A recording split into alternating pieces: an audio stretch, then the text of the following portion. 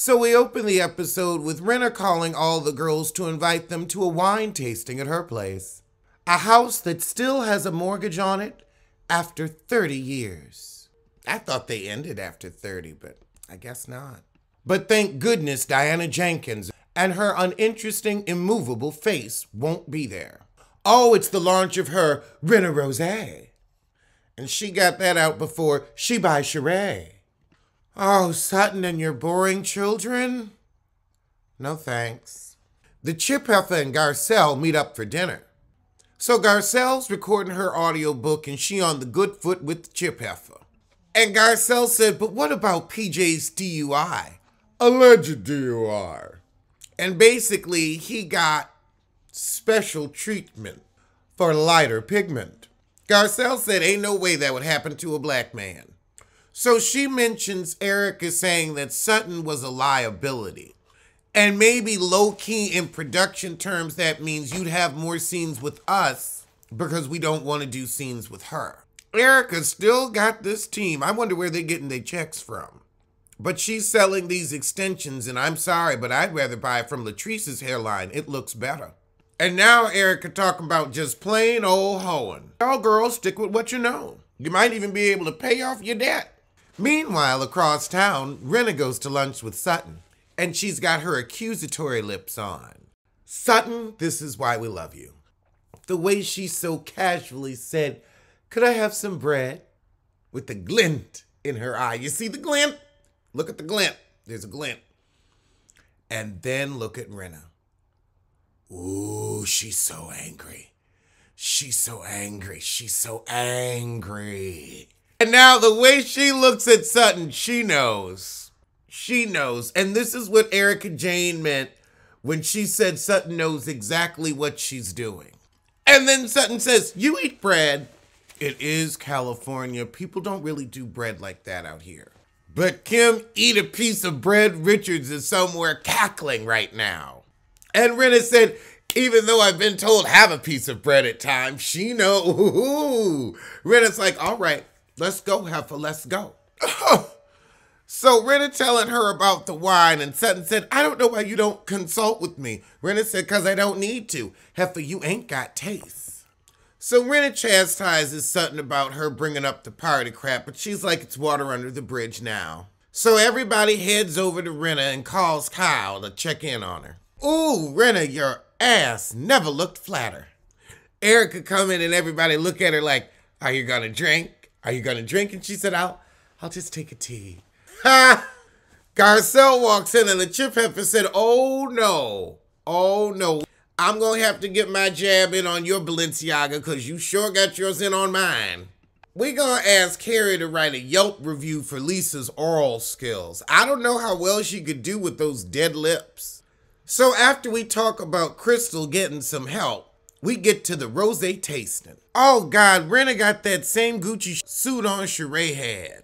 Are they just passing it around like a maternity wedding dress in a Beverly Johnson book about Ramona? So the rosé is perfection, but we've got a little bit more work to do on the brute. But now we're all drunky boo. So the Chip Heifer got a man for Garcelle. Boy, Sheree really is giving me Lisa Ray. Maybe it's this hat. Because Lisa Ray loves a beret. You know what? They have similar style. Maybe that's what it is.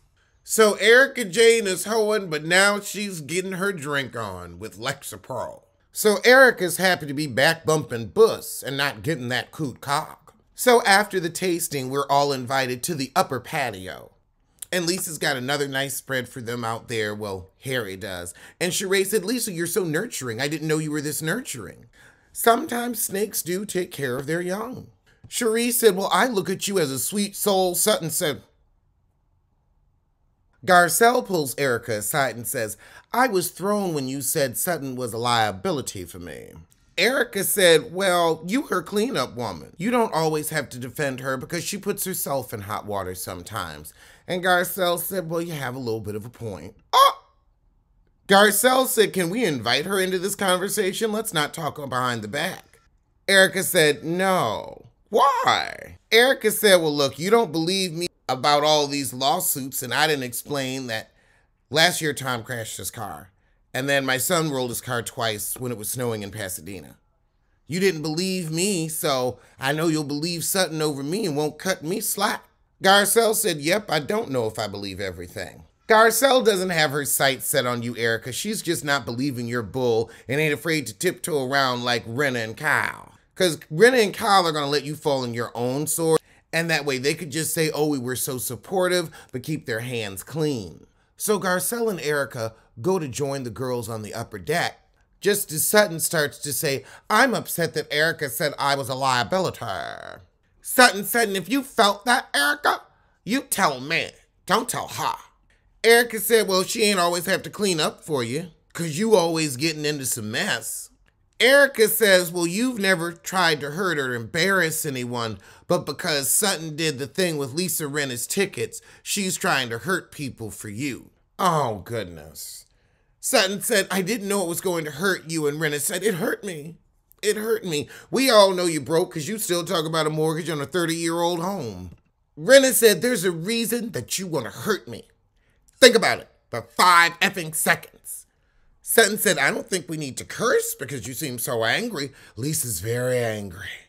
Very angry. Sutton said, didn't we just have a lunch where you said you have to move on? But now this dead horse is getting beat? Sutton said, I knew when you had an audience you'd bring it up again. And Renna says, it's not about me. It's about what you did. Sutton says, well, I can't help you forgive me because I do like you. Renna says, you do like me? You do like me.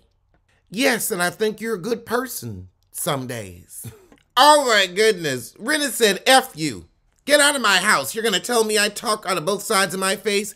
Get out. Oh my goodness. Renna is screaming, if you come for my husband and kids, I will hunt you down. Sutton, right. This is pure soap. And the soaps ain't on no more. Acting styles have changed. So Sutton says, I am sorry if I humiliated you. And Renna said, you tried. You didn't humiliate either of us, but you tried.